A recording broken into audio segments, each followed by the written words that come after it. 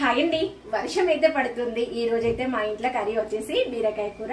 ఈ రోజు ఒక ముచ్చట మాట్లాడుకుందాం. మనము జనాలను చూస్తుంటే నవ్వాలా ఏడవాలా అస్సలకి అర్థం కావటం లేదండి. మనం ఎప్పుడైనా కొంచెం నిండిగా కనిపించామనుకోండి, ఏమైంది ఇంత లావైపోయినా, అది కూడా మొహమాటం లేకుండా మొహం మీదనే చెప్పేస్తారు.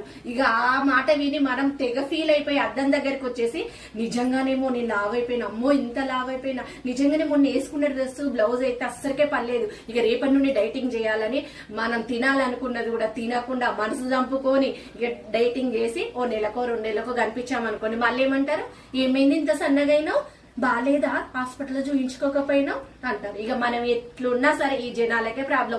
లావు ఉన్నా ప్రాబ్లమే, సన్న ఉన్నా ప్రాబ్లమే, ఎటో వచ్చి మనం తిన్నా ప్రాబ్లమే, తినకున్నా ప్రాబ్లమే. ఇది అంతా ఎందుకండి? మనకు నచ్చినట్టు మనం ఉంటే సరిపోదా? బయట వాళ్ళు అన్న మాటలు పట్టించుకోకండి. మనం పుష్టిగా తిని పుష్టిగా ఉందాం.